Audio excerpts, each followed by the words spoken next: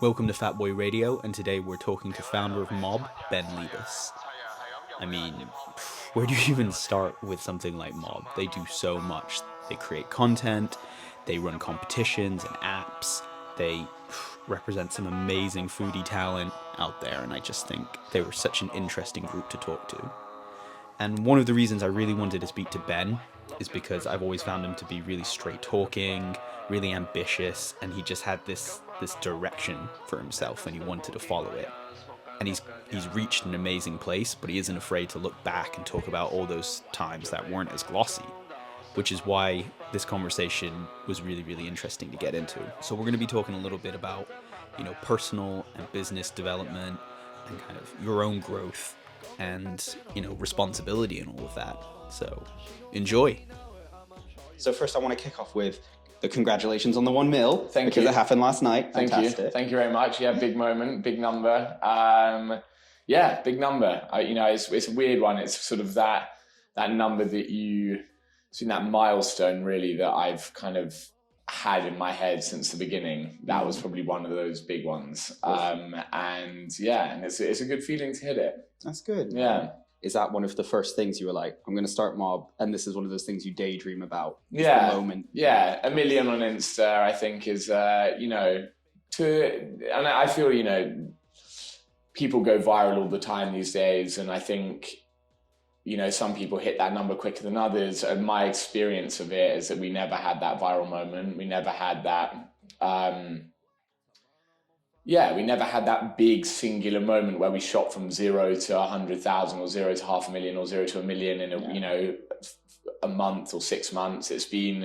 I've watched that tick up every single day for 6 years, and we've had some moments where we've, done a big giveaway and it's gone up a bit quicker than other moments, but it's been relatively consistent for that whole time. So it's quite a special thing to see it pass that line. That's fantastic. And to be honest, just on virality, there's so many people like so happy when they go viral, but then is that a sustainable career, which I guess is what you wanted from this? It's not like, that's the hardest part, is that so many people experience that, or they can say they experience that sense of like, sudden quick growth, but then they have no idea how to keep it going and they run out of ideas in this. Yeah, and I think,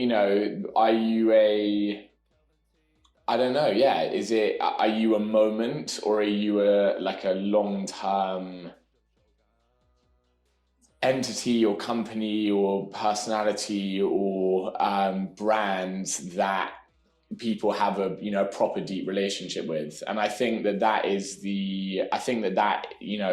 although it has been a slower build and there have definitely been moments where I wish it could have, gone quicker.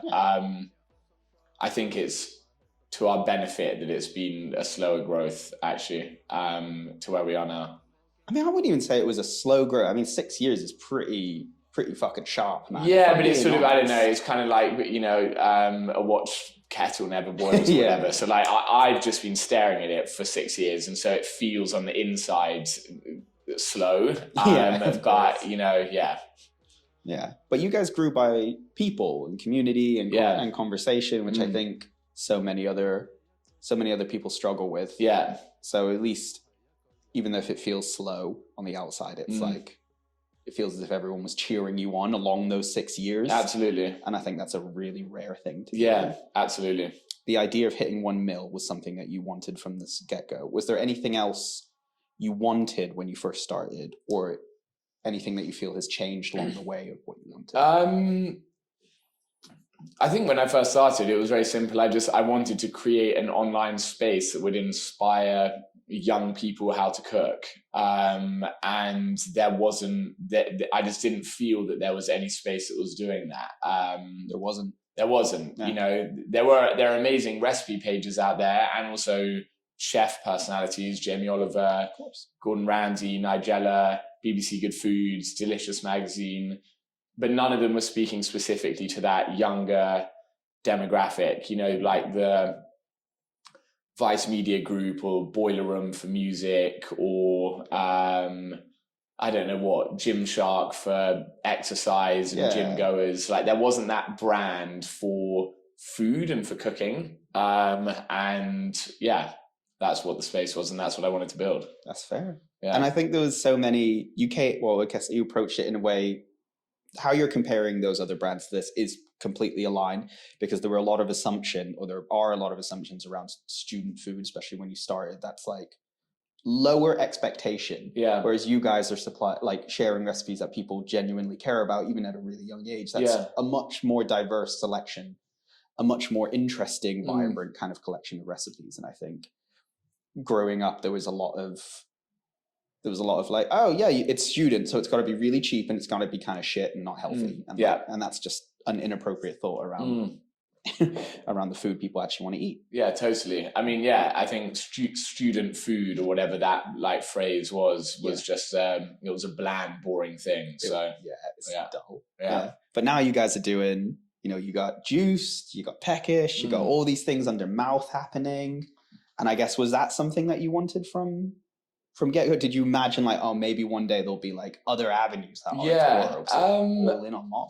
No, I mean, to be honest, at the beginning, I didn't think of any of those things. Those things just evolved and grew out of our growth and our journey. At the beginning, I thought, could there be like Mob movies and Mob? That'd be sick. I'd watch that. Mob, but also, could we have different like media platforms that like spoke about different topics? So could there be a movies one, a sports one, an art one, a photography one? So that was kind of the idea at the beginning. And then, I don't know. It's been all of the moves that we've made have just been this very natural, feels like these sort of like natural moments and points in our path and journey where suddenly something's made sense. Suddenly it's made sense to create a talent agency because we're working with loads of talent, and actually we can represent them and work with them and help build them and grow them.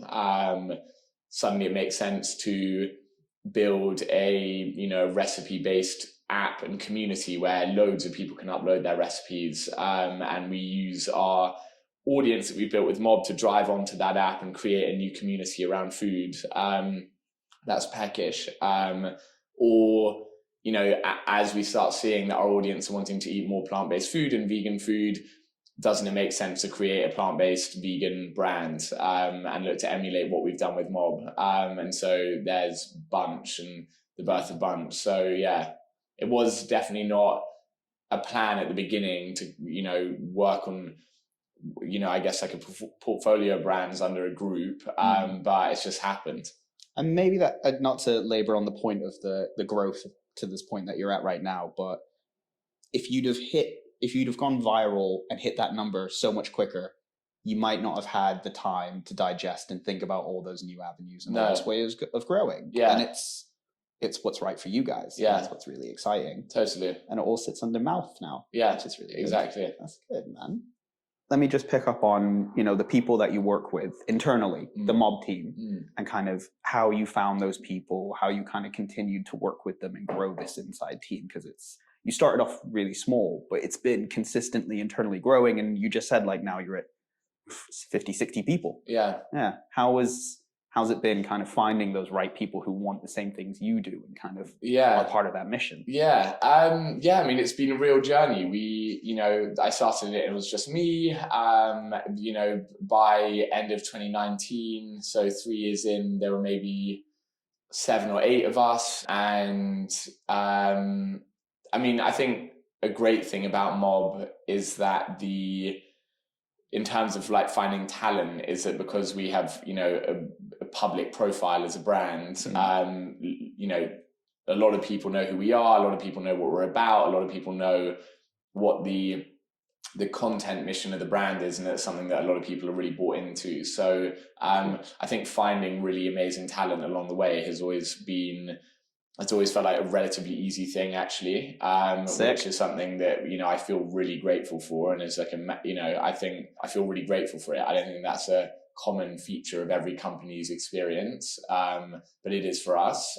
We have an amazing team here, and, it's been a real journey, that growth of a business definitely from like 0 to 10 is a big moment. And then 10 to 25, where suddenly you as the founder and the CEO are kind of you're right in the mix of that team, and then suddenly there's kind of a whole team and beginning to be culture and community that's growing within the company that you are, not necessarily as intricately involved with on a day-to-day basis, friendships and different groups and that kind of thing. And it's an amazing thing to watch that evolve, relationships. Then as you then grow from 25 to 60, you become even a bit more removed from that. People join who you might not have as much time to communicate with and to work with on a day-to-day basis like you did with everyone at the beginning.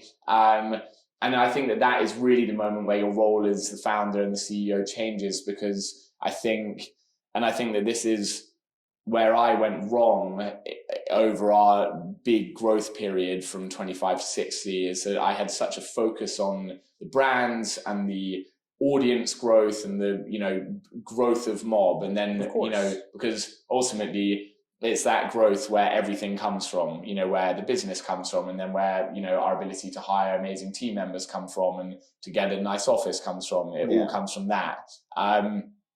But as the company grows and as you are less day to day and intricately involved in, the team, which happens as it builds, you need to shift your focus to focusing on the culture and the working environment, making that kind of a key KPI for yourself. And that's been a big learning curve for me. And we, and I feel really grateful for where we are today. We have an amazing team, the start of a really great senior leadership team. We've got an FD and a people director in. We've got a commercial director and a production director joining in the next couple of months. So it feels like this is really kind of cohesive, well-oiled team now. And really excited for, taking next steps with that group of people.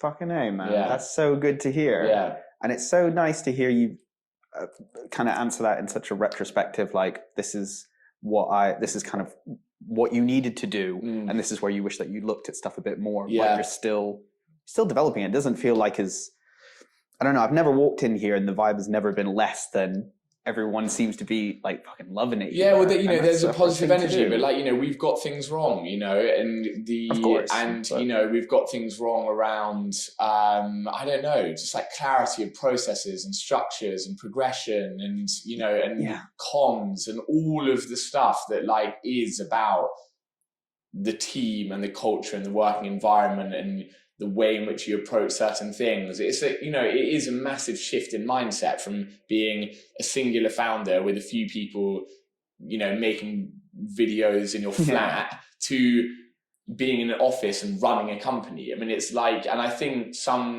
I definitely didn't think about that at the beginning when I thought, what is my journey going to look like here? You don't think my role in 6 years, if we build it to this point, is going to be very, very different to that. I mean, completely different. Yeah. And you don't really think about that. You just kind of imagine that it will grow, but actually it needs to be an active thing in your approach to that as a CEO and a founder. It won't happen if you're passive about it, because you're just not going to do it. You need to be the company has grown, the company has changed, therefore I need to change. Therefore I need to switch my approach, switch my focuses, refine them and optimize them for what is needed at each different phase. So there's, if I'm right, this seems to be this symbiotic relationship between who you are and what the business is becoming. Yeah. And how you both feed off each other and kind of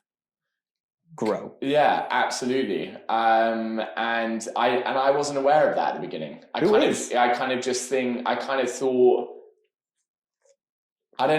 I probably just thought I can plow on and just be as is and just do what I do, and everything else will kind of fit in and work around that. But actually that's not how it is. I mean, but it's one of those things you can't know. And I think, so, I have a few different, friends who are founders of companies as well, who've all kind of gone through similar things. It's actually, the really tricky stuff, the really hard stuff, the really difficult stuff, the stuff where things really, the stuff where, actual stuff goes wrong. No one talks about that ever. No. Even in the sort of honest podcasts where people talk about the hard times at the start of the company, people don't go into all of the details and the nitty gritty, because you can't really, about, you know, all of the various bits on creating something and building it from nothing to a company. You know, no growth of any, literally any group of people in history goes smoothly. No. And there is, fuck no. And, you know, and I think that, I don't know, I had a naivety around that at the start. I don't know what it was. I don't know why I was naive about that. I guess I probably didn't imagine that it would grow to this size, really, or imagine what that would look like. But yeah, I didn't anticipate it. No one ever really said, they'll say like, there's this kind of rose-tinted look back at like, oh, there were hard times. Yeah. But they'll never really say like, what are those? I really fucked up actually. It was a really bad time. Yeah. But in terms of naivety and using that, I think I've always found there's like a really strong power in when you're young and you are naive and you're like, you're not even asking what could go wrong, because you're like, no, I can try it and see where it goes. And then that leads you down a lot of rabbit holes that, well, I think, and then that's beneficial. And then that's, you know, and then that's where self-awareness and self-reflection is important. Being aware of your naivety and being aware of your shortcomings and being prepared and open to learning and growing. And I think probably for me, that's the difference between, I don't know, someone who cares and someone who doesn't. Exactly. I mean, it always boils down to you have to give a shit to get to this point. And clearly you have given a massive shit. So that's fantastic, man. Thank you. It's a huge achievement. Well, it's a path and it's a journey. So, you know, and we're still on that. And, but it's also good to take stock and, you know, have moments along the way where you're like, you know, when you get through times and periods that are more difficult and into, you know, just to kind of, take a moment and take stock. Check in. Yeah, man. There's this massive sense of scale around Mob now and and all the sub brands or the different avenues. There's a question around responsibility. It's like, suddenly your role has changed. You're kind of in this position where you're less day to day, you're more overseeing big picture. Where do you want it to grow? And then there's this question around responsibility of the people, responsibility of the content you're putting out. How have you felt how's it is that sense of responsibility been something that you've really felt? Is it something that you've kind of had to twist and change and look at? It's massively changed. You know, at the beginning, our tagline is food you'll actually cook. So at the beginning, you know, our core ethos was making affordable, accessible recipe videos that young people would, you know, find inspiring and encourage them to go out and buy ingredients and cook the dishes. As the brand has grown, I think that the responsibility of the brand needs to change, and you know, and it is changing. The focus of the brand needs to change, and our responsibilities, I think, are now more varied and wider. Still, with that, you know, key thing at the heart, creating recipes that, you know, people are going to cook. But who are those people? Are those people, is that mob everyone? Or if you're not careful, that mob can be, you know, a certain demographic, a certain group of people that are going to have an affinity and a connection with the content that you're making right now. But if you're not wary around properly and truly diversifying that content, then you're going to narrow that audience, and your true objective of a brand of wanting to speak to the mob, which is everyone, you're not going to achieve that. So I think then the responsibility of the brand is to make sure that you are truly diversifying your content, truly making sure that you are creating content, recipe content around food culture that is truly speaking to everyone. And, you know, I think as a posh white male founder who grew up in the south of England, I bring that experience to the way in which I've looked at content and made content that I know appeals to me and appeals to my mates. And so it's about, you know, being aware of that and then bringing in different perspectives, bringing in new people who are going to view things in a different way in order to, you know, properly build out what that strategy and approach looks like moving forward. Of course. Yeah. I mean, I do feel like Mob has always put out such diverse, interesting content. Whenever I bring it up, whenever I talk about it casually, just with people, with friends, everyone's picking up on different recipes, different talent that you bring in. Yeah. I feel like you've done so much work around that. No, we have, and we're in a much better place, I believe, now than where we were 5 months ago, and probably 5 months ago better than where we were a year ago. So it's it's a process and an evolution, and we're but again, now one of the amazing things about having the kind of the size of the team we have is that we have all of these different perspectives and different people inputting, and I think we're getting to a really exciting place.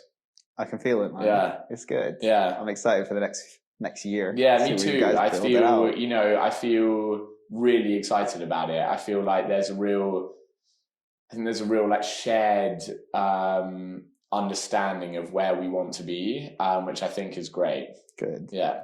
Were there moments or a series of moments, actions or decisions in your first kind of year of doing Mob that you could look back and say, this was a really important moment I could look at and say, like, this is where I knew it was going to work? Does that even exist? Oh God, I don't know. I think a really big moment for the brand was when we hired our first chef. Cool. And when we hired our first kind of videographer and salesperson. And I think with those kind of first 3 hires, it really shifted from being, at the beginning it was really just me and our first cameraman Rupert.